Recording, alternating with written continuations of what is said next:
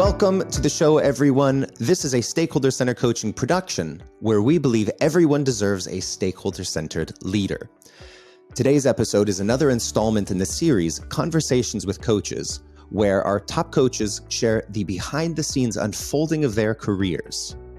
The goal of this series is to give you an intimate peek behind the curtain so you can see the messy ingredients that goes into building a successful coaching career and the rewards that come at the end of the tunnel for those who are willing to put in the effort.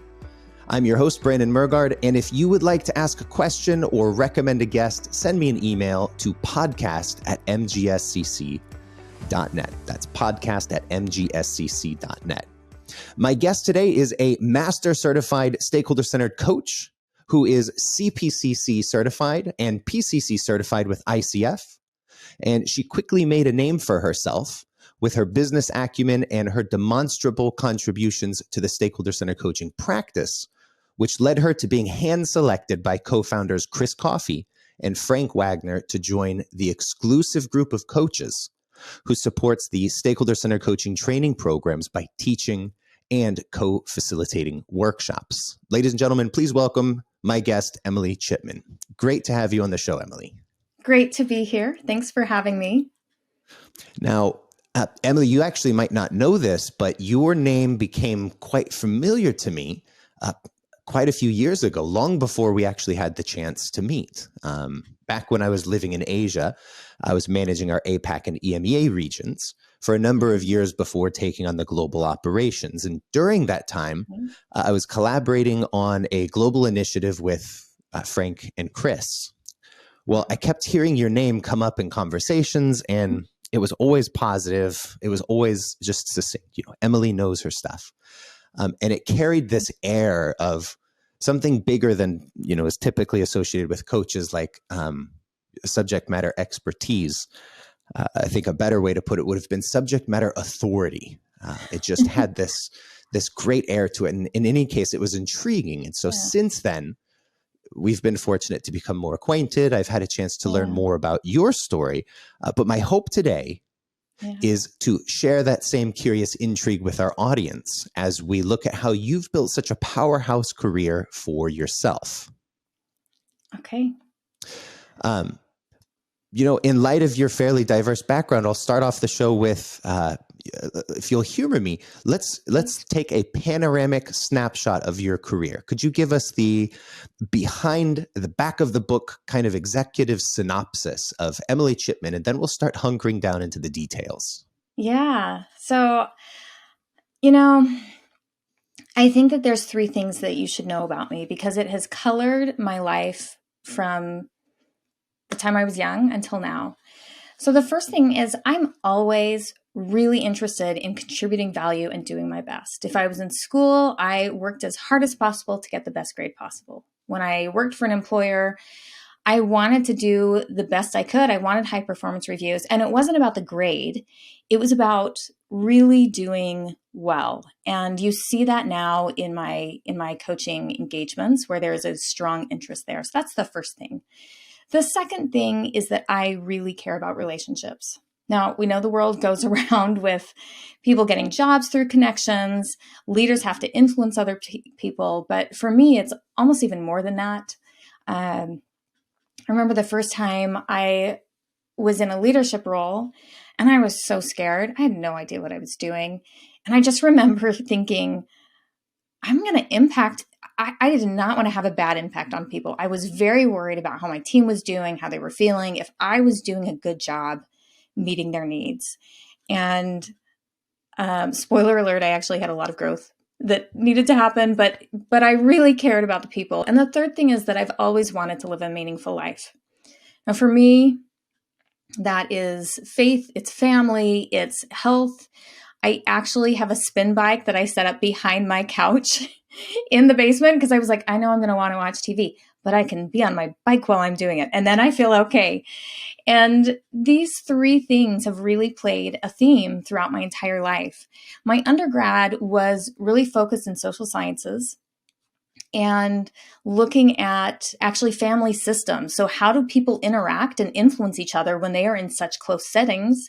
And there's dynamics there. And if that sounds like work, it's probably because some of the first times I heard about leadership dynamics, like the ratio of positive to negative feedback, the first time I heard about it was when I was 18, sitting in a class on family stuff. And it's been very helpful for me in terms of the people side. My master's was in public administration and really looked at things like program evaluation. Plus, I had concurrent master's certification in leadership and management. And so these things have all come together for me professionally. My first job was something called performance audit, which sounds so crazy because people hear the word auditor and all they can think of is numbers. But actually, it was using the tools of organization development. We would go in and look at, the organization as a whole. What are the risk areas? Let's look at that a little bit further, see if we can come up with a plan, and then see how it goes. And if that sounds familiar to coaching, it's because it is. We take that time to get to know someone, find out what the strengths and the risks are, pick a goal, put a plan in place, and see how it's going. So it's pretty consistent.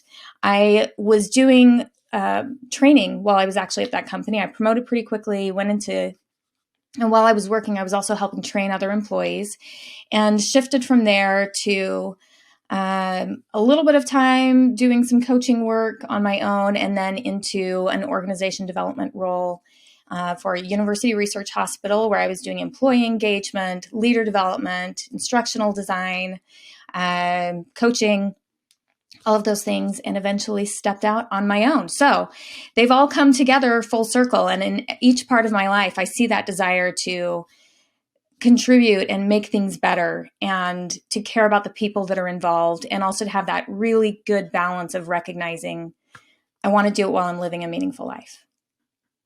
Beautiful. Yeah. That's beautiful and very succinct. Thank you for sharing that. And it sounds like leadership was a common theme or a thread throughout your life.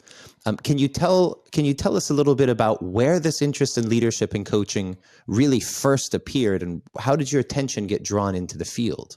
Yeah, that's an interesting question because they happened at different times. So I'm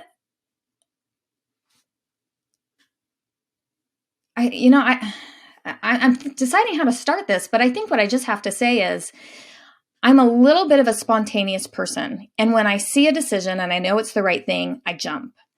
And I had an undergrad program. I knew it wasn't exactly where I wanted to land. And when I shifted to the master's in public administration, I knew when I was looking at this that if I was going to be in some sort of leadership role, I wanted to make sure that I wasn't just running a program, but that I was doing a good job and leading it and contributing in a wonderful way. Now, my first roles weren't leadership roles, but they were looking at helping organizations become more effective and really accomplish the mission that they had been given. And so it's interesting because that work was kind of, let me put it this way. I had these colleagues who would be like, ugh, we've got another meeting today. And I was like, yes, we have a meeting. And it was one of those key moments that I would think about for a little bit before I made some other shifts where I thought, I really like people, much more so than sitting and reading a file but I loved the process of doing interviews and I just loved being around people. And as part of this, and it was such a great start for me to do this looking at these programs, because you really get an understanding of what can be affected in terms of program effectiveness with things like the structure of roles and responsibilities, or how does this process work, or this management approach. But I don't mean leadership, because one of the things we didn't get too involved in the first part of my career, and that we really didn't look at, was, is that leader doing a good job? Are they a good leader? But I could see it.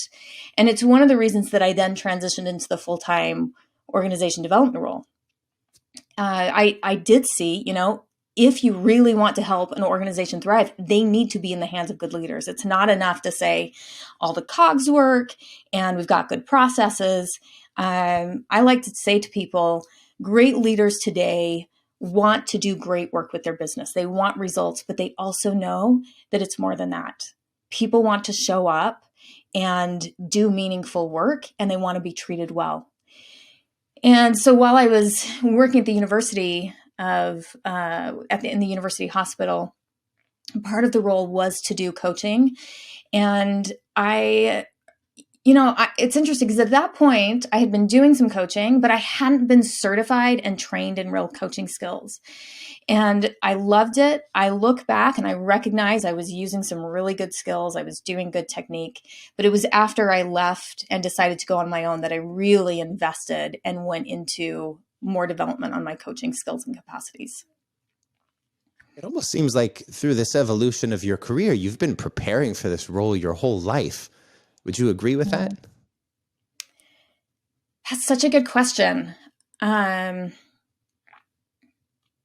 I think it is, I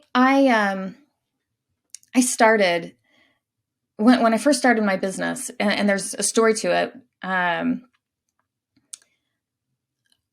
I first started in the career coaching area and helping people with resumes and really helping them learn how to network and communicate with people to get jobs. I actually helped a couple people actually entirely switch industries into new roles. And it's interesting because I remember them saying, you should do this for a business. But, I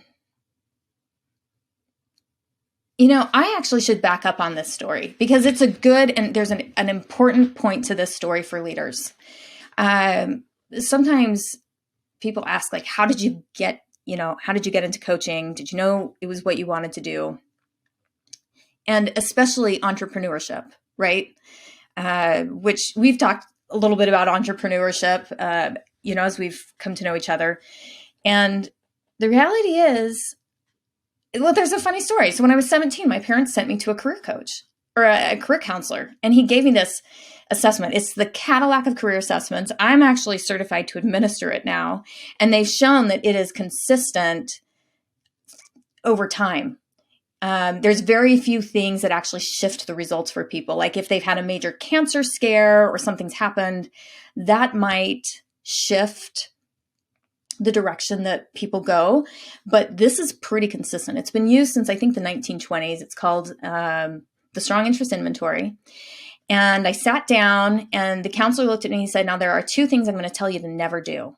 Never be a nurse and never be an accountant, which was hilarious to me because my dad's family, that is what they do. We have multiple accountants and multiple people that have healthcare in some capacity. And I was like, well, I failed the Chipman family. And then he said to me, but you would do really well running a business. And I think I cracked some joke and was like, well, I want all the power, which is so opposite of me. But I just thought it was funny. And I will tell you how funny I thought it was. So when I went to school, I did grad school, I started working, I was very happy working for someone. And I am so sorry to the people who hear this and were impacted. I'm just going to say there were people that I went on dates with who were like, I run my own business. And I was like, I'm never going to date that person. That's an awful choice. And I'm so sorry to say that to everybody. I just did not want to run my own business. And, I remember I was working at the university and I was sitting in a meeting and they were talking about a shift. Like I was going to end up doing a lot more instructional development or instructional design around leader development courses, which I enjoy. But I remember the boss looked at us and he's like, so that's our plan for the next 3 years. And Brandon, I am not lying to you. I can tell you exactly what I thought. I thought this, you might be, but I'm not. And I was like, oh, that's not the path I want to go down. And I left pretty soon after, and I was looking for, I was looking actually for additional roles inside a company doing organization development. And it turns out there wasn't a lot of, at least in Salt Lake, there wasn't the size company that I wanted to work with. And I remember laying in bed one night about 3 months after this and thinking, you know, everybody keeps telling me I should be running my own business, helping them professionally. And I was like, I guess I should do it. And it was done 2 weeks later. But here's the reason this is an important lesson for especially leaders. There is a very interesting set of leaders that I've worked with. It's not all of them, but there is a set of people whose companies have come to them and said, hey, we love what you do. You bring incredible value, and we want you to consider stepping into this role. And they have this wrestle where they're like, sometimes it's, I'm not one who seeks the ego. They aren't the ones who are like, I want the position of authority. They've just been there doing a good job. I remember someone saying to me once, they said, I never tried to end up in this high of a level. I just wanted to do a good job and care about people. And I get it, because I think for me, that was part of it. I didn't want to feel like I was this big voice. And the reality is, and this goes back to the question you asked, have I been preparing for this my whole life? I think it was in me. But I had to come to accept some things. One of which was I had to be ready to say, I do want to step up and help in this type of capacity and in this way. And I was a little naive, which was good. Clearly, I thought it was a hard path, right? Because I'm turning people down in again, so sorry, all you wonderful, good people. I had to come to the point where I was ready to do it. And I think there are some leaders who are struggling with that question. And I will say this, it has been so hard. It has stretched me in ways I never knew it would stretch me. And it is so consistent with the legacy that I want to leave. And it has allowed me to use the skills and the abilities that I think have been innate my entire life. Wow. So it sounds like from the time you identified this as the path you wanted to take, there was a 2-week lead time before you were all the way in it. Oh, I was in. Oh my All goodness. In. Yeah. Well, of all the people we've interviewed, that is by far the shortest time. So you do hold that record. Yes. But I often will run into an old friend or a distant relative, make a new acquaintance. And one of the first questions that you run into is, what do you do? And since what we do is a fairly niche profession, it can be difficult to explain simply. So when you describe what you do, how do you go about that? What kind of words do you use to describe your profession? Okay. It's shifted over time. And to give you any other answer would be disingenuous. I remember Frank saying that he talks about helping people grow and develop. And then by the time they get done, they're like, oh, you're working with corporate stuff. Sometimes I just tell people I do HR stuff, candidly. But if you really want to know what I'm doing, I will tell you I work with leaders who have typically one of 2 or 3 needs. One, they are really looking to develop and grow. They want to contribute value. They have an eye on it. The second is there are people who are starting to prep for C-role type jobs. And in those cases, I'm a particularly wonderful thought partner. And the third are people who are dealing with just really complex scenarios. When I get pulled in, and this is one of the questions people ask is, who brings you in? How do you work with people? I'm almost always brought in by HR. And HR, they meet me and they understand that part of what I do is I help prepare the pipeline. But what I really do is I take these people that they have that contribute such great value. And when they talk about these people, they say, we cannot lose this person. They are going to be so great. And if we can polish them a little, we are going to leave our company in really good hands for the future. So that's why I'm brought in. But everybody that I work with has their own need. And I would say this, the people that I'm working with want to contribute value. They want to feel valued.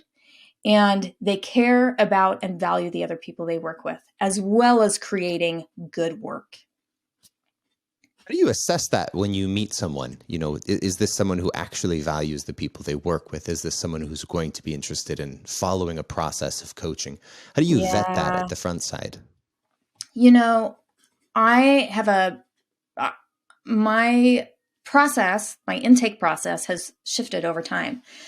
In fact, there was just a major shift last week. So my process now is I meet with HR and the person's manager, and we have a really good and clear conversation about the person, what their development needs are, and people are honest. There are times, I can tell you, there are times even before this that someone would say, well, I think this is what the issue is. And I will say, how committed is that person to working on this? You can actually get a pretty good benchmark. The reality for executive leaders and senior leaders is their development areas are not new. Not typically. They've had 360 reports. They've been told these things. And one of the checks that I have is I actually will ask the leader or the HR person and their manager, have you explicitly discussed this with your person, the person that you want to receive support for? So that is one of the checks, because if they haven't, then there is an explicit conversation, and that sometimes takes things in a different path. The other thing that I'm really mindful of, and I think professionally we all need to be mindful of, is listening for why people think this person needs a coach, which is really, really important. And let me give you an example. I had somebody who approached me and they said, I have somebody who's working for me, remarkable talent, just gets really anxious when they are working on projects. And I'll tell you what, that puts red flags all over the page for me. And the reason why is because if somebody is anxious, it could be multiple things. It could be that they are having massive stress, in which case a coach is not the right fit for them. They need somebody they need well-being support. It could be that they actually have both men and women have times that there are hormone imbalances or things going on physically that are affecting them, in which case they need a doctor. That's very different than someone saying,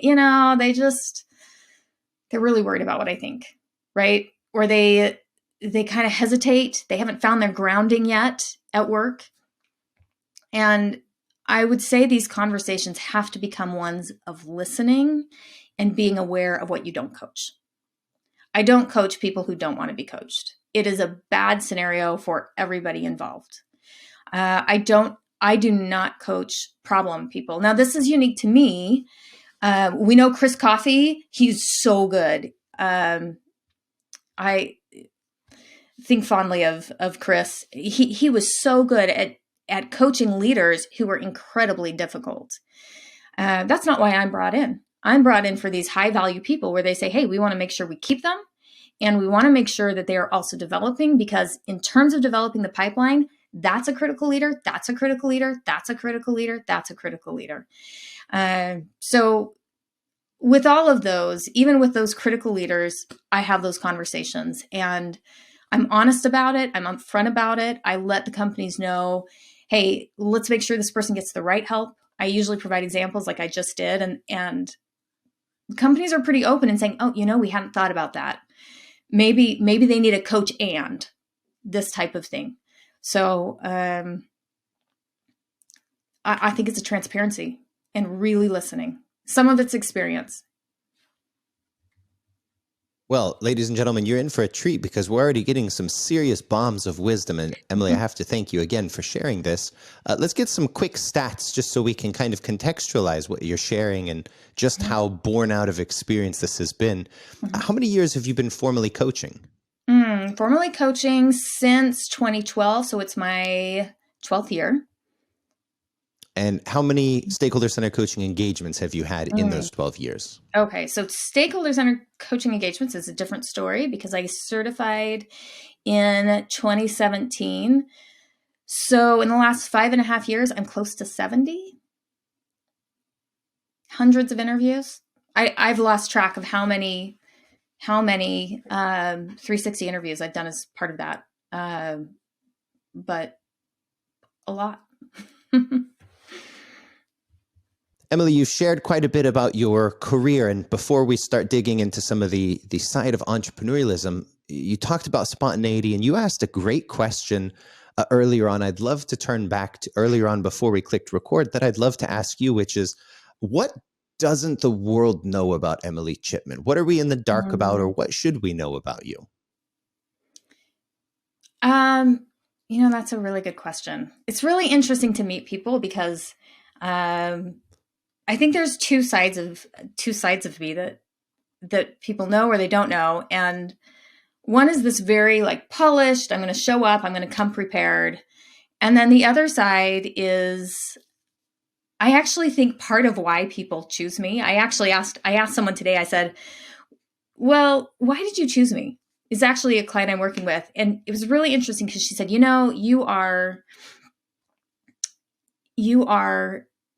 clearly know what you're doing. You have the credentials, you have these experiences. But she said, you also have this flexibility to do this in a very kind and compassionate way, but in a way that is motivating and is tailored. Now, what was so interesting is she said, when you're coaching, she said, there's things that I don't want to do. And then somehow I'm doing it because you've helped me find this way. And she said she very much feels like she has this voice or this ability to influence and come to the table and talk about what will work. And she finds me working with it. There are times that I have had to, I do think this is an important thing to say. I have coached people that I was terrified to take the coaching engagement. It just in my mind, I was like, how can I coach this person? They have this role. Now I knew in those scenarios that I had the skill set. I knew I had the qualifications. I knew I could do it, but I was scared. And that's true for me, that there are times that I just get up and do it. You heard that earlier with me saying, well, I guess I should start a business. Never wanted to, but 2 weeks later, I'm opening a business. And I kind of chuckle about that because I think sometimes people think like, oh, you just have these policies or the procedures, or there's not this flexibility, but there's actually, I think, a great blend, and it creates a lot of fun. I did a study abroad in Israel for a few months. It was back in 2020, and it snowed for one of the first times in years. And there, we were walking through the Kidron Valley, and I'm with this group, and we'd had this conversation of, oh, it would have been really cool to go sledding or something along these lines. I mean, it was like 8 to 12 inches of snow. And we're walking, and I see out of the corner of my eye these people who are sledding. And I didn't wait for anyone. I just walked up. I was like, can we join you? And it turns out when I finally realized what I was looking at, we were sledding in a blue bathtub. Like they literally had like lifted a bathtub out and were just sledding down it. And my dad, it kind of makes me laugh because my dad, I asked my family once, I said, how would you describe me? And my dad was like, oh, you're a spark plug. The rest of my family was like, you're going to call her a car part? What? But there is this kind of like energy of things. And so you see me being like, I'm going to get on my spin bike, and I'm going to opt to be healthy, and I'm going to go and get in a blue bathtub and just go for it. So I think those are kind of some of the things that people don't know that are maybe a little bit more relaxed or fun. And I think my clients see that more as we get going. But what they need at first is to know that they're going to be in safe hands and that they're going to be able to come and talk. So I think that that's probably a good way to package the two of those together. Beautiful. Well, knowing you, Emily, I'm very confident we could spend, at least a couple of interviews talking about your career ascension. But I do want to give our listeners a slightly different perspective, and I'd like to dive into what Ben Horowitz calls the hard things about hard things, especially in relation to being a leadership coach. A key theme in this season of Conversations with Coaches, as we focus on career development, has been this imminent threat of imposter syndrome. pretty much all our guests and myself included, far more than I'd probably care to readily admit to, have been afflicted by it. Is this something you've wrestled with, and what has that looked like for you?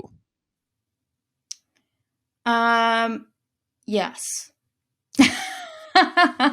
Yes, I have. I think when we think about imposter syndrome, so much of it is based on what we think other people need to do. And I'm grateful for the coaching experiences I've had. I remember saying to someone, we were talking about this, and I had this realization as we were coaching. So one of the skills of coaching is being able to name what someone is saying and just mirror it back for them. And I had this realization that as she was thinking about, and I just want you to imagine a time that you are, you need to approach someone or you need to have a conversation and you are worried about what they are going to say. There's almost this sense of like, they will never listen to me. It's not going to happen. I think, just picture that person in your mind. And here's what I've realized. When you walk away, you have made the decision for them. You have essentially said to them, I'm not of worth. You don't need to listen to me. And we don't know if that's how they feel. I think that's the hard thing about this imposter syndrome is this belief of I need to look this way or be this way or have this skill, and they don't always have it.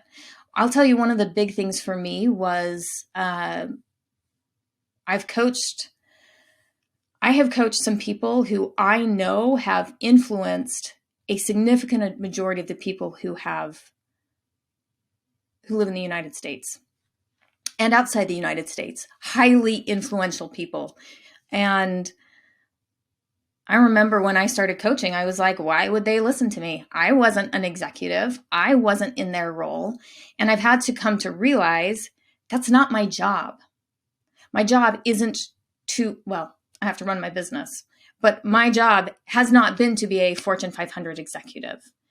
In fact, what's interesting is when you look at large companies that large coaching companies that hire former executives, one of the best ones I looked at on the website actually highlighted not just an executive, they've had coach training. And when I listen to companies like Google, PwC, Salesforce, one of the things they talk about is a really fast way to get fired, which is to go in and tell people what to do. They are asking people to be coaches. So I've had to be really clear about who am I? What are the expectations?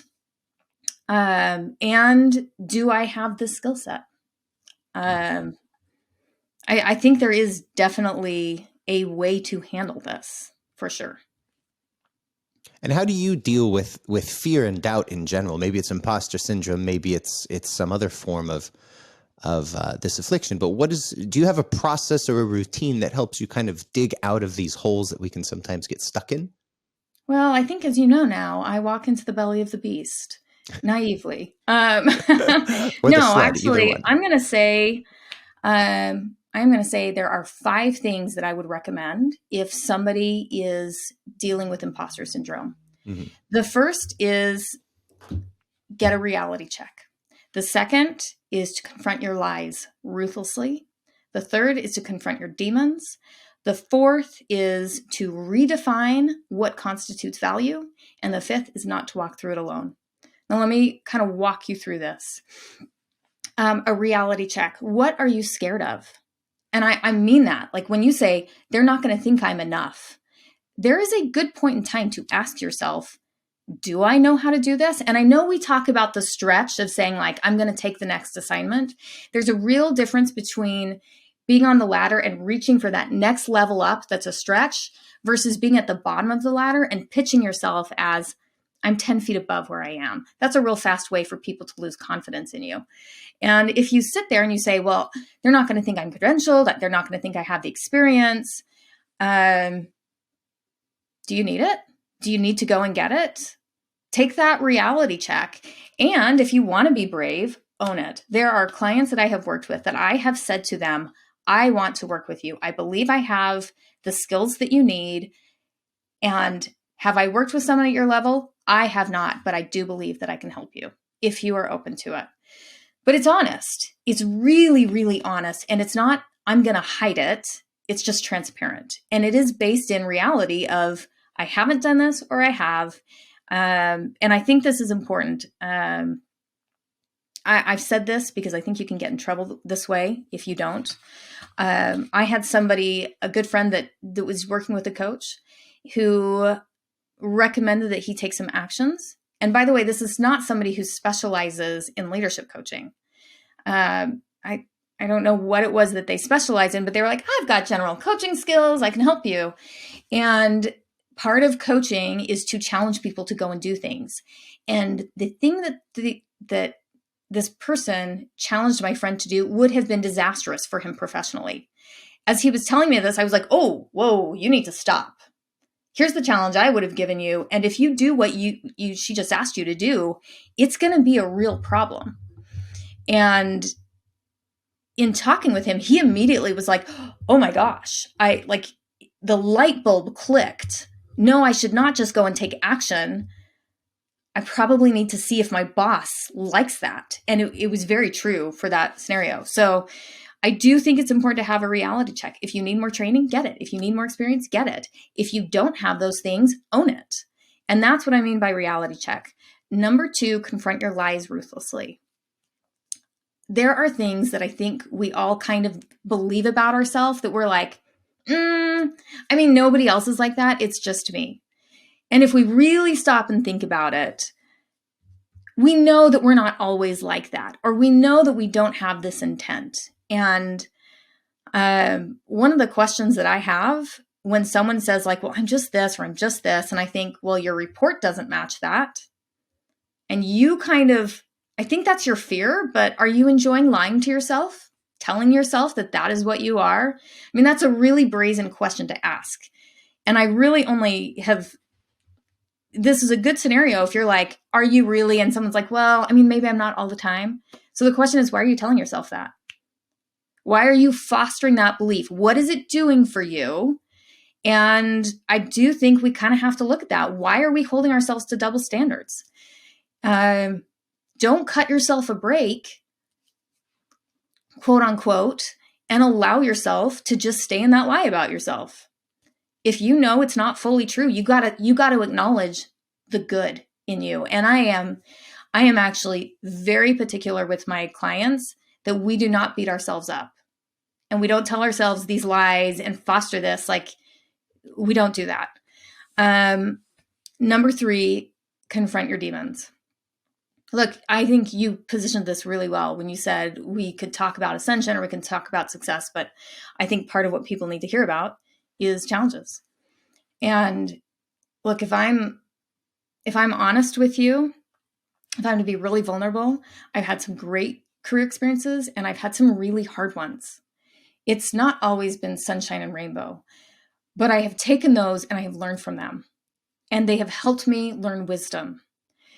And I can look at those demons and say, and that is a story for another time because we've all had them. If we ignore them, they will affect how we behave. If we really believe we're not good at communication, we're going to avoid communicating. If we really believe we don't know how to lead people, we avoid it. So I do think whatever the demon is, you should look at it. And let me tell you what happened when I confronted my demons. 2 things. One is, I will tell you that I had a very tough experience that, I want you to think about the person that's closest to you, and you wake up one day and you realize you've done something that really hurts them. And you didn't mean to. You love them, you care about them, but all of a sudden you realize maybe you haven't been giving them the time that they need, or maybe you haven't been listening to them as well as you need. I had a moment that was a big one for me. And it is one of the most humbling things that I have ever done to pick up the phone and call family one by one, own it, and follow the stakeholder-centered coaching process. Have them give me recommendations. And, I think it's one of the reasons when I coach people, I'm not asking them to do something I've never done. I'm not. I know what it is to say, I've got an area I've got to work on. The other thing that I could tell you about demons is sometimes demons are made of smoke. They're not real. When you look at, and when I've done enough interviews now, and I've worked with enough people, and I've had enough experience to say that sometimes when something didn't go bad in your career, it wasn't you. It was the team you were part of. It was the way things were structured. And part of dealing with the demons is getting clear about whether or not it was real. And I think sometimes that takes time. It takes additional experience. So that's really what that means. In terms of redefining value and worth, it's consistent with what I've been saying. We need to really think about what makes me a good coach or what makes me a good leader. I'll give you a great example. Open door policies. How many people are like, I want to be a great leader, so I'm going to have an open door policy? Well, let me tell you what happens to executives who have open door policies. They cannot get their work done. That's not actually what's making them valuable. They need to be there to drive strategy, drive vision, have those key conversations where they're doing it, and they need the time to do that. They also need to have an open door for emergencies, for regular check-ins to support their team. But it's not 24/7, my door is open, feel free to interrupt me all the time. And sometimes we just don't realize that this idea kind of took over something in some way. But what it becomes is a deeper question. Not, do I have an open door policy, but what do I think makes me a good leader? Is that true for my role now? Is that true in what my team needs in some capacity? And I will just say the last thing, which is the fifth thing on my list, is don't walk that alone. I have been very grateful for coaches who have called me out on things that I've told myself that have been very limiting. And that's part of why we coach, is to help people get out of their head. I will also say that I personally, especially as an entrepreneur where things can feel very scary, there's, and I don't know what the line is for everybody, but I think there's a point of time where it's like your family needs to know what's happening. And also sometimes you need a venting place, and they're not always the right place to vent. So I have various friends or coaches that I go to let the steam out a little bit without overwhelming other people. And those people are really good about calling me out when I'm diminishing myself or questioning myself. Could you summarize those 5 points one more time? This is super. Yeah. So do a reality check, check your fear, see if it's real. If it's real, do something about it. If not, you can let it go. Number 2, confront your lies. And these are the lies you may be telling yourself about not being enough.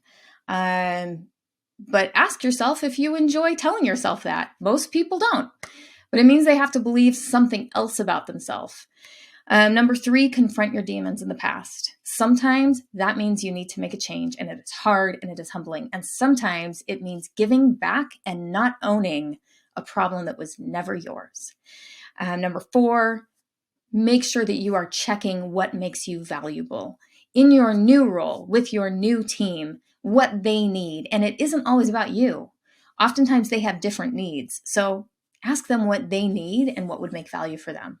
And number 5, do not do this alone. Find someone that you can talk to who's going to check those thoughts and actually be there to advocate for you and remind you of who you are. Wonderful. Ladies and gentlemen, that's 3 times you have heard this 5-point list. There is no reason for all of us not to walk away somewhat changed by this. Thank you, Emily, for sharing. And in the spirit of vulnerability, I'd love to dig into this question of what lies are we telling ourselves? So I would be happy to go first, Emily, if you'd also be willing to follow. But first, I want to invite all of the people who are listening at home, listening at the gym, or on the commute to or from work. If you want to actually take the first step towards using stakeholder center coaching in your own life, here's your open invitation. Pull out your phone. Pull up the person who is most important in your life. Maybe it's a spouse, maybe it's a friend, it's a child, it's a family member. Text them this message. How do I be a better blank, a better spouse, a better friend, a better partner, a better parent? How do I be better at blank in the next 30 days? Do you have some suggestions for me? If you are willing and brave enough to do this, tell us your experience with this. Send us a message, podcast@mgscc.net. We'd love to know how this is changing you, because this is something that will affect every aspect of your relationships if you can be disciplined and have the courage and humility to actually do this. And it really does start off with finding, what do I need to be better at? So those of you who are listening, I invite you to do this. Send us a message how it goes. Emily, the lie I've been telling myself, and I just can't seem to get out of it, is I'll have time for it. I'll have time for this. I'll have time for this. I'm woefully overcommitted. And I just can't seem to kick it. But, to your point, I've got 4 other bullets to work on.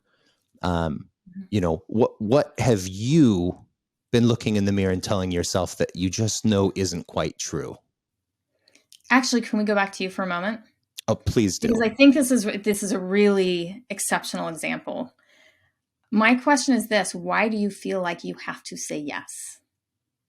Why do I feel like I have to say yes? I have this, what may seem as a, let's say, charismatic enthusiasm, but it can really be toxic when I'm trying to balance my priorities. And so I feel compelled to do all of the things that I want to do with this, let's say, underlying lie that they're all important, they're all equally important, and I've got the hours in the day and the energy in the tank to actually get it done, and I don't. Yeah. That's why I feel compelled. And it almost feels like the lie is, I can do everything. There's no limit to what I can do. Yep. Which, that's a hard one to dig yourself into. Yeah, and it's not about doing everything. It's about saying, where do I want to focus? Mm-hmm. Like, what if you actually said, I'm not going to do everything. I'm just going to do the important things well. It's a very different message. And some of it's about what you want to, believe about yourself. For me, this is really interesting because I've been thinking about this as we were in the days coming up. So as context, when I worked at the hospital, I did a 6 Sigma type project that worked on new leader onboarding. And depending on the research, some people say 30%, some people say 70% of executives fail in the first 18 months. And when you look at the list, it's things like they made decisions too fast without getting to know the culture. The expectations changed for them. And they weren't made aware of it. They haven't taken the time to get to know people and listen enough. And when you hear that list, I think for a long time I was like, well, if I did any of those things, that means I'm a bad person. And I'll tell you, my reality check is that as I was reading this, I was like, there's a lot of really good leaders who are working on those same things. Why am I just absolutely trashing myself if I have a moment that I need to, I have some things I'm not good at yet. And actually going through that reality check to say, is that absolute, has been really, even just in the last few days, kind of helpful for me to realize, oh, actually, that's brought me some good wisdom, some of those missteps that I don't care to relive. But nobody does, right? Like, we have those moments where like, that was a bad day. Can we sweep that one under, like like I used to do as a kid? I just sweep it under the bed. I cleaned up the room, Mom. No, I actually didn't. But I think that's one of the big things is this idea of like a perfect career or a perfect coach is perfect and has never made a mistake ever professionally. It's not real. It's not real for anyone. Yeah. It makes us more human to have these mistakes, if anything. Yeah. Well, we have we've spent some time in this season looking at the challenges related into transitioning into coaching. Yeah. But we also make significant transitions into entrepreneurship when becoming a coach. And for Yeah. some of us, this is more natural than others. It may not feel all that natural to those whose professional or academic backgrounds aren't a business specific field. And so as you began your coaching journey, we know that entrepreneurship was something that motivated you. What did you find to be one of the hardest parts about actually becoming a coach entrepreneur? Well, let's just make sure that it's clear. I never wanted to be an entrepreneur. And so I never read any books. I don't have an MBA. And I think you know enough now to say she'll just walk up and ask someone if she can jump in their blue bathtub and go sledding. Good or bad, I just took the leap, right? And bless my family's heart. They know this about me. They know when I'm like, I'm going to go do this, they know that I'm actually also going to give it my all. And so there's a few things that are really important to this story. One of which is I am a fiscally conservative person. So when I stepped in and started entrepreneurship, I was like, well, I want to do this, but I don't think I can fully support myself like while I'm waiting. And I actually went out and got a part-time job. I mean, I'm in my 30s and I was like, hey, there's this like super high-end fashion store. Can I come work for you in the evenings? Like these days, like I just went in and offered and got a job, and I'd work really hard on my business during the day, and then I would do that at night. I had no clue what I was doing. Seriously, my first marketing effort was a 3-fold pamphlet that looked like a high schooler designed it, and not the really talented high schoolers of today who are taught graphic design. Like my niece is actually, she was running her own graphic design business, like by the time she's a freshman in college. And I just was like, oh, I think you just walk up to people and tell them and they'll hire you. And part of that is because people had told me, you're really good at this. You should open a business. And so I was like, well, I guess I just tell people I do it and they pay me. That's not how it worked. It just wasn't at all. What did end up happening is I had good connections who were at companies who were looking to do things. And as I shared with them in very natural conversations what I was doing, it brought up conversations and that opened doors. I still think, like, Brandon, you probably look at numbers on social media and know that kind of stuff. I still don't. I probably should.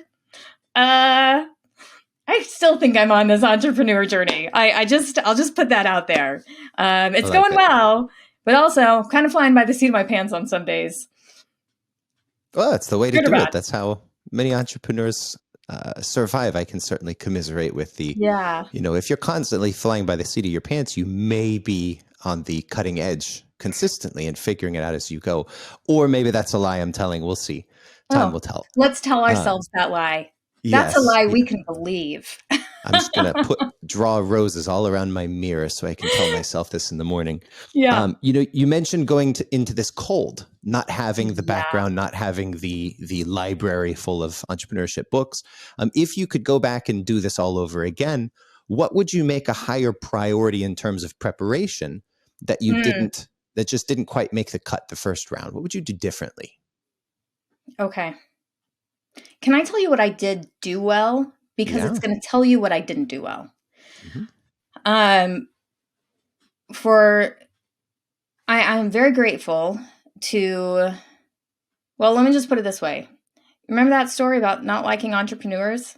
I somehow forgot and didn't realize until 3 or 4 years ago that my entire family is entrepreneurs. My grandfather ran his own business. On my dad's side, on my mom's side, my grandmother, when my grandfather passed away, he was 72 and she still had to provide for herself. She went back and took graduate level accounting courses and took over the business. My dad owned a business. My mom owned a business. I was lucky because somebody said to me, you need to set up an LLC. You need to have a separate bank account. You need to know what kind of software you're going to use. So that's the stuff that most people don't do, that I would say because I hear a lot of people who are like, oh, I'm interested in this and I like doing it. And they haven't thought through, do you need to check the copyright on your business name? I had those in place. What I didn't have in place and what I wish I would have done so much earlier is work with a business coach to help me understand and learn how to do marketing, how to do sales, how to do pricing. My coach, Ann Farrell, she's been so incredibly helpful for me. And I think I spun my wheels a little bit for a couple of years.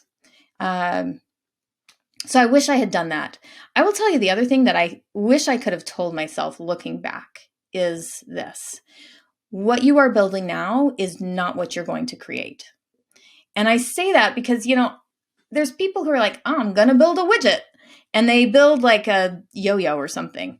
I think that was an actual example from my graduate program. Someone used that as a case study.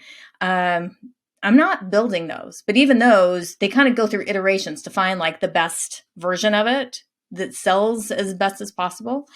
My entrepreneurship has been a journey where it has continually been customized and it has continued to grow. And what I am thinking about doing now is not at all what I had thought about doing before. And part of that is influenced because I'm trying to look to the future. And the future that exists today is nothing like what I pictured 7 years ago. So I think I would just say this. I know that you were trying, like if I could look back at Emily getting started, naive as she was, I think I would still look back at her and say, Emily, I know you are trying to give 150%. And I know you want to do it perfectly. And I know you feel like it's going to all be on your shoulders. And if you don't, you might lose the business and you're not going to be able to get your Friday movie night in because you don't have any money. And I think I would say this, it's okay. 85% is fine. Don't do 30% if you don't, do more than 30%, but if it's not 100%, it's okay. And whatever you came up with, it's also not 100%. And that's okay. I think some of it was the mindset that I just needed a little bit of a shift there. Wow. That's powerful. I hope everyone is taking notes on this. It's okay to not be perfect when you're starting out or when you've been doing this 10, 20, 30 years. It's okay to fumble through it. It's okay to figure it out. But it's not okay to overcommit yourself. Now we're back to the lies we tell ourselves. I know. Oh boy. Thank you, Emily. I need the feedback. I appreciate it. Well, we know that, and we've talked about this in a few of these interviews, is that failure to some degree will always be almost a rite of passage for new coaches and entrepreneurs. And that's something I've seen personally, but I'm curious if you share the same thoughts, if you agree. I would say that failure is a rite of passage to becoming a successful coach. Would you agree with that statement, Emily? Well, I have a hard time embracing the idea of failure because failure to me feels very like the end, right? Yeah, I was actually thinking about this. Have I ever made a terrible decision as a coach? I made missteps. My very first coaching engagement, I let somebody's manager be a stakeholder who shouldn't have been. And it really it made it very difficult for the client. The thing is, I worked my way through it. When I recognized it, I did something about it. I think this is also a little bit different because of the coach certification that I've had. So when you mentioned at the beginning that I'm a certified professional coactive coach. That requires 200 hours of education. You are required to do 100 hours of coaching. Part of those hours have to be audio recorded by a professionally certified or professionally accredited or master accredited coach through ICF. And you have to send in these recordings. And I'm just going to tell you, it was bad. My first time, and by the way, I'm really grateful that my bad coaching experiences, and who knows, maybe another one will come in the future, but I was grateful that at least in learning the skill sets, I was learning on people I could learn on. And that weren't the high high risk types of things. Like now when I go in and work with an executive, I know what my processes are. I know how I modify. I know what the interactions are. I know that there are some coaches or some leaders that I'm like, I'm going to give you a super direct, really hard message. They want it. They want to be pushed like that. And then there's the other people that, like I mentioned the one earlier who was like, I didn't want to do it and somehow I'm doing it. And you just have this way of helping me feel like I just want to do these things. I know how to flex with it. But really, my first 3 days in a coaching training, in a coach training that was really legitimate, by day 2, I was almost in tears. I was like, I don't understand how to ask questions. I don't know what I'm bringing to the table. I don't get it. And on day 3, there was this practice that we needed to do where we were sitting in front of a partner. And I went through this set of questions, and this person had this really transformational experience. And I hate the word transformational, but there was a major breakthrough in how she was thinking about something. And I finally felt like I could get it. I think we need those wins. I do think we need those wins. And I guess for me, the reason I have a hard time feeling like failure is a rite of passage is because I feel like I'm always learning and I feel like I'm always growing. And I just keep putting one foot in front of the other. Yeah. Falling forward, I think, is a better perspective on failure, but we know that failure is part of learning, or maybe discomfort, and certainly being bad at something before you're good at. But like you said, the good news is that when you pair failure and you pair it with learning, you have a tremendous amount of opportunity. I think it was the Stoic philosopher Seneca who talked about luck in these times of failure as being that intersection between your preparation and your opportunity, both of which come or stem from failure. So let's talk about how these failures have ultimately led to the career that you have today. And I'll start by asking, how historically have you turned failure into opportunity, or what is your process for that? I want to answer this with a story. Because I think sometimes we think if you can make it through the first year or you make it through the second year, you're great. Last year is one of the hardest years I have ever had in my life. And without going into too many details, I think I will say this. There was a day that my mother wrote in her journal, I think Emily has just had the worst day she is ever going to live in her life. And it was a hard year. It was a really hard year. And there were impacts on business. There were so many different things that happened. And what's so interesting, because you now know I'm like, just keep putting one foot in front of the other. It's like that song from Frozen, the second one, where it's like, just do the next right thing. And the biggest darkness you have, you just take that one next step. There is a really important part of this. Now, whether or not you're religious doesn't matter, but I want you to listen to this story for the analogy. In the Old Testament, there's a story of Moses who has this staff, and Israel is having a fight. And as long as Moses is holding up the staff, Israel is winning. But as his arms start going down, they start losing. And his brothers are watching this. I think it's his brothers. We'll probably get a correction on that in the podcast. And they see this and they do 2 things. First of all, they bring a rock over and they have him sit down. They give him rest. And then they took his hand and they held him up so he could finish the job. And I will just say, in the hardest year of my life, I have said before, you got to turn to people, but I mean that so literally. I did 2 things. Well, I did 3 things. First of all, I remember this one night that I was just like, this is so hard. There's so much. And I remember having this thought, you need help. And the help that came was in 3 forms. One was a coach who showed up. And I made the biggest investment I have ever made in my life, in my work, in the year that it felt like the worst decision ever. Now, you know that I have this thing where or if you don't, I believe that wisdom comes when you can reconcile your heart with your mind, and that can lead to some big wrestles, right? Like you think about, you want to feel good about it and you want to know it makes sense, and it can take time to get it connected and to figure out the right path.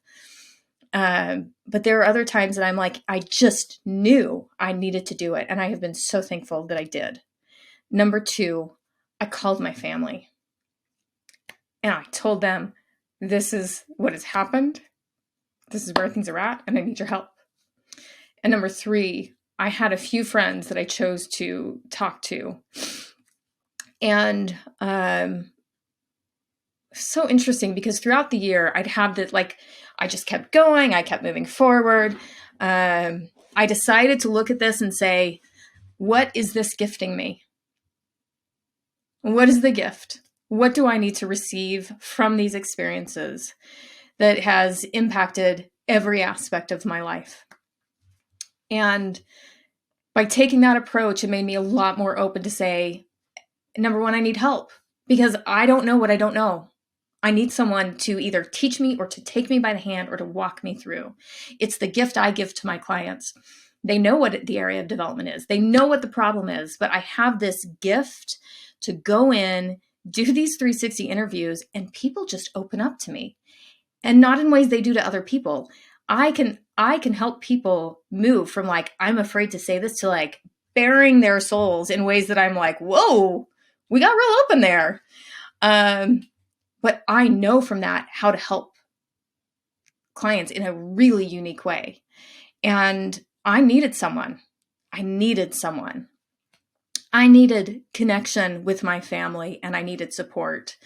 My family is both spiritual and religious. Not all families are like that. That's fine. This is just where we've landed. One of the most touching things that ever happened to me that year is my family decided to do a day of fast and prayer for me and gave up eating for 24 hours. And I'll tell you what, like, whether you are religious, whether you're spiritual, whether you're not religious, whether you don't have anything, having someone call you and say, I'm not going to eat 24 hours because I'm thinking of you and I'm going to send goodwill.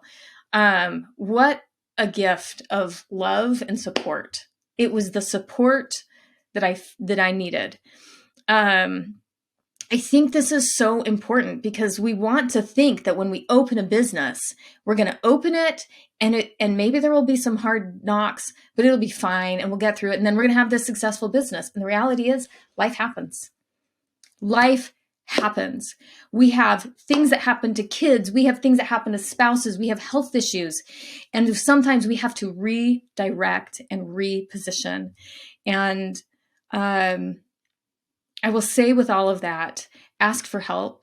Don't go it alone.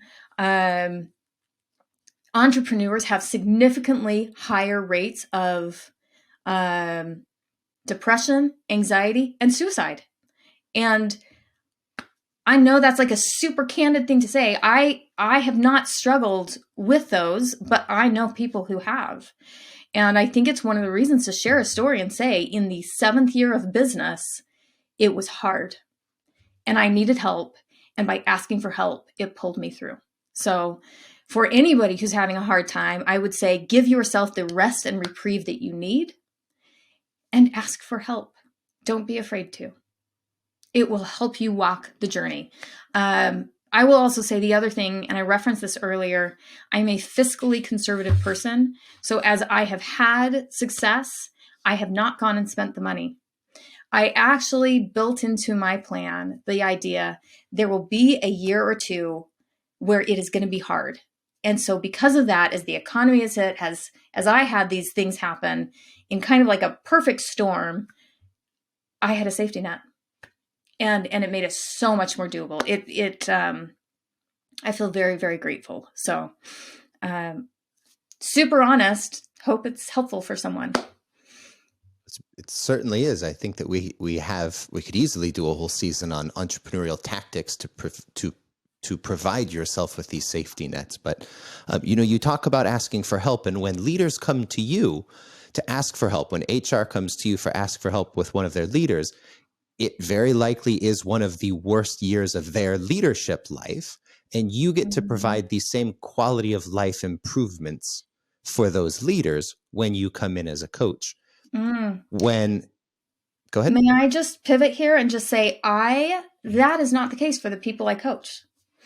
I have a really unique set of people that bring me in to coach. What I do find, though, is that sometimes people go into a year and hard hits. I have had people say, and I do mean this, when HR brings me in, they are thinking about who's in our pipeline. We want to develop them. We want them to know we care. We want them to know they're interested. The 360 may be hard, but these are not the people that are like, we're firing you if you don't do this. I have to know, like, I don't go in for those circumstances. If anything, and this is the interesting thing, so HR calls me for a reason and leaders work with me for very different reasons. HR calls because they say, hey, we want to give someone an opportunity. We want to get a really strong bench of leadership, and we're going to do everything we can to support this person. And it's very focused on build the pipeline. Leaders, what I find is that when at least for these leaders that work with me, what they're saying is, I want to contribute value. I am really stretched for time. I want to make sure I'm managing this work well, and I'm going to take any resource. These people are focused on taking advantage of this for the good in their life. I do think an important story, though, about this, which ties your thought and mine together. I was coaching during COVID, and I had leaders say to me, I thought I was going to be I thought I didn't have any time for this at the beginning of the year. Like, I don't have time. I've got other stuff I need to do. And they said, but as we started working, then COVID hit. And because of the work that we had done, it made it possible for me to manage through crisis much better. So I would just put that out there that, like, I almost feel like I'm like not in the crisis world of coaching. Mm-hmm. Probably good to just clarify. Well, it's also a very good place to be. I'm sure many of our coaches would be satisfied. There are, as you mentioned, those like Chris Coffey who just thrive working with some of the toughest cases. Not all of us are like that. But yeah, working with the good ones certainly makes a difference. Then think about your average client, let's say, just the average run-of-the-mill engagement, not the average client, run-of-the-mill engagement. You've worked with them for, let's say 12 months. What kind of concrete results can they expect in those 12 months working with you?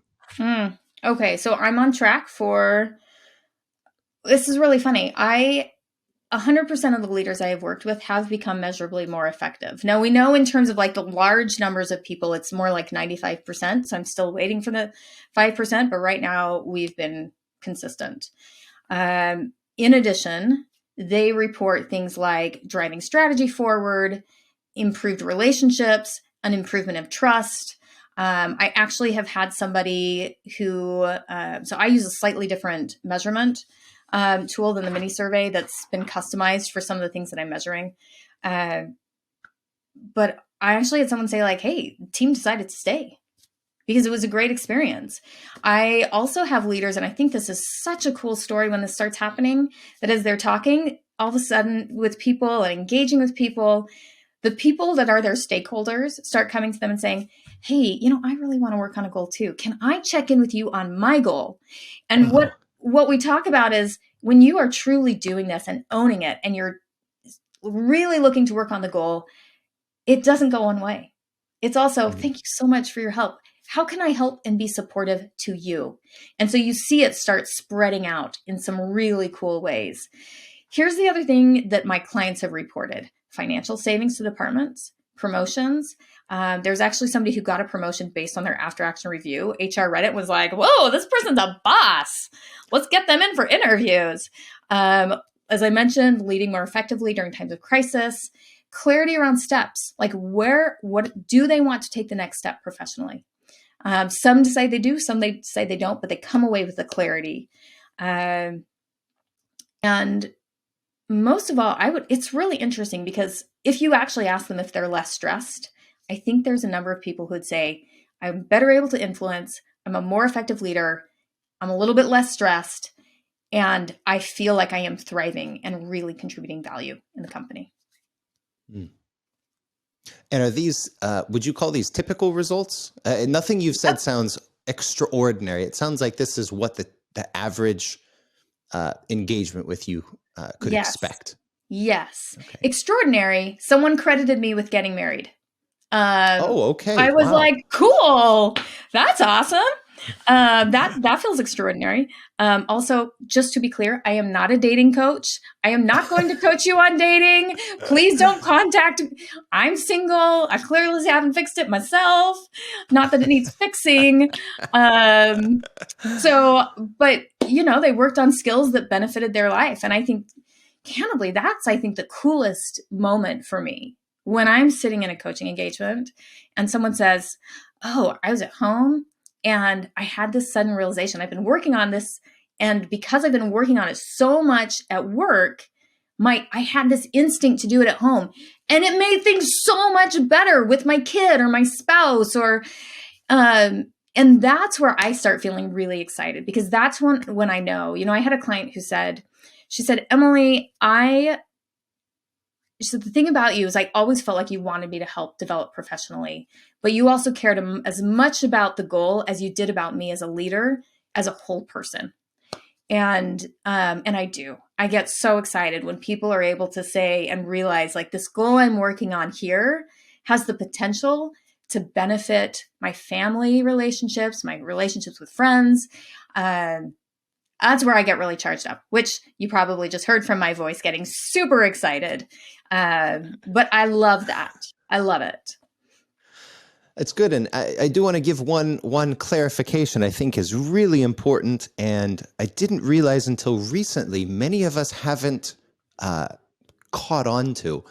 And it comes down to the research that was started with leadership as a contact sport surrounding the 95% of people who follow up having measurable improvement in 12 months of leadership development. That is not 95% of people who had a coach. That is the full population. And I have to iterate, this study has been repeated 5 times by external parties. I have personally done one. I am in the midst of our 6th. The study is solely with people who do not have a coach. So what we know is that 95% of people who self-implement this process get better. The research that we've conducted of people who have implemented with a coach, 100% of them have gotten better. But that is obviously very axiologically biased. It's invalid because we are the ones doing those studies and they're working with our coaches. So take it with a grain of salt. But 95% of self-implementers get better. So again, ladies and gentlemen, those of you listening at home, this is as easy as it gets. Pull out your phone, text your spouse. How do I be a better spouse in the next 30 days? What suggestions do you have for me? After your spouse finishes laughing, after your kids finish laughing, after the phone call that says, oh my God, are you dying? Why are you asking me this question? Get some responses, build an action plan, tell them these are the new behaviors you can expect from me. Watch out for them and call me out if I start to backslide. That is as simple as it is. So, Emily, there's so many questions I want to ask you, but we are coming to the top of our time. So I want to shift and talk a little bit about advice. There are many coaches who are listening to you, many entrepreneurs who are listening to you and saying, how do I build the success that Emily has? I'm at the starting line.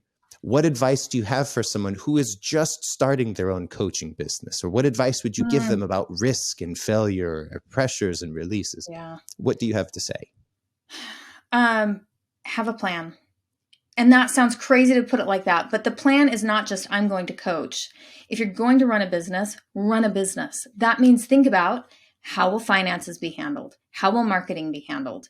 Who's going to handle the legal?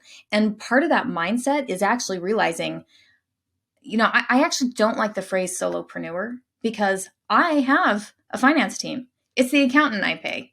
I have a legal team. It's the lawyer I pay. Are they in my company? No, they're not. But I have a team of people. And if you, I think that's actually good mentally to realize like, no, I run a business and here's who's part of my team. It can feel a lot less isolating.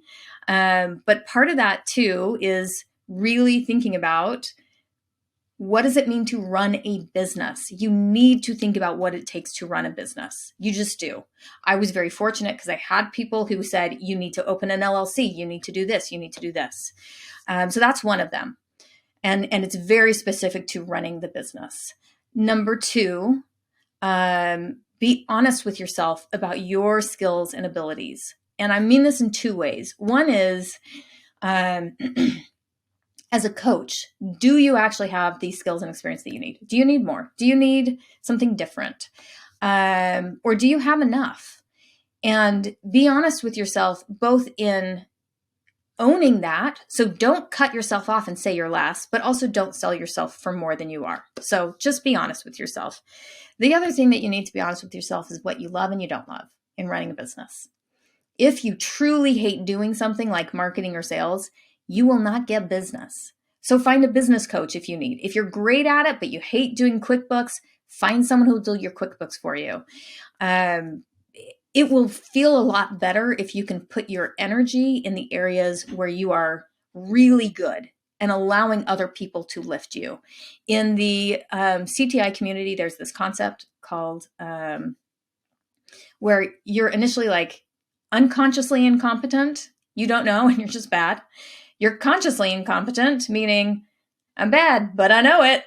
And then you have conscious competence. Now, there's other people who call this like working in your greatness or something along those lines. But essentially it means I'm doing pretty good, but I'm really having to think about it. And then there's the area where like, I'm just naturally good at this. I'm unconsciously super competent. And if you have an area where you are like, I know I'm really bad and it's going to be critical to the business, ask for help. Have a financial plan. I've been very grateful for that. And I think also have a plan for if things get hard. Who are you going to turn to? Don't make it only your spouse or your, business partners even. Sometimes they need a break. So if you have those things, I think it's going to be really good. And the other thing that I would say is, and I saw this in a professional development course that I took a little bit ago. This woman was talking about being on video and communicating. And she said, I want you to think about your favorite food and the last time you had it. Like, I feel like all the listeners here, Brandon, think about your favorite food. Ren right now is s'mores, which I'm kind of embarrassed about, but also kind of love. Think about one of the best vacations you've ever been on. And maybe your vacation was half a day. I have kiddos in my life. Sometimes the best part of the day is like, I'm in the closet and they can't touch me. Whatever it is, I want you to go to that place where you're like, I feel really good. And if you just hold that for a minute, that is the feeling that you want to approach people with when it comes to your business, right? Like that's the joy. If you go to someone, you're like, it was the worst year of my life and it was so bad and I need a client. People are going to be like, oh, that's really great. And I'd love to help you. And also this just feels heavy, right? So you can have the heavy moments. I just think for me, that's the other thing is like, sometimes we need to live in the joy. And joy for me, I love British gardening shows. Netflix has me tagged as gentle British reality. I didn't even know that was a genre. Maybe they made it for me. I have watched like every episode of Doc Martin with my family. I love being with the grandbabies in our family. They're great. And you got to have those moments too. So with all of the learning, with all of these things, I would go back to those really top 3 principles. Give your best. If you know you need more training and you don't need more experience to do that, go and do it. But give your best and be okay with the best. If it's 95%, that's great. If there's only 30% in the tank on a day and you give that 30%, well, good for you. You gave that 30%. Don't shame yourself because there wasn't 90 in the tank that day. Remember the people who are important. Honor your family on this entrepreneurial business, like road trip. If you are a leader and you are struggling and you're wanting to connect with people or support people and you look at that, keep your eye on that. Don't let go of the people because they're going to help you get where you need to go. And number 3, don't let go of living that meaningful life. If your health is important, don't let it go. If your family is important, don't let it go. Keep the most important things in your life a priority. Wonderful. Well, we are nearing the top of our time together, and I want to invite those of you who are watching from home, listening on your commute, or just tuning in from wherever you are. I invite you to join the conversation. If there's a question you'd like to ask, or if there's a coach you'd like to see interviewed, drop us a line, podcast@mgscc.net. And if you're interested in learning more about our program, go to mgscc.net/sample course, all one word, sample course, to get instant access to the course Foundations of Stakeholder-Centered Coaching, where you can learn the founding principles of our coaching methodology at no cost to you. Emily, it's been wonderful to have you. And just before we say goodbye to our listeners, can you tell us how to follow your story or even get in touch with you? Yeah. If you are in HR and you're looking to bring in coaches, I have subcontractors that I've brought in. And I, of course, do coaching. And if you are a leader and you're looking for coaching, I'd say email me. If you are a coach, we'll drop a link there for you where I have a list where every now and again I email things out to coaches that can be helpful for them. So that's a great way for coaches to connect with me. And you can always follow me on LinkedIn. Emily Chipman. I'm here. Excellent. Well, ladies and gentlemen, my guest, Master Coach Emily Chipman. You can find her on LinkedIn. We'll include the links down below in our show notes. This was a Stakeholder-Centered Coaching production where we believe everyone deserves a stakeholder-centered leader. Join us next time for another episode of Conversations with Coaches.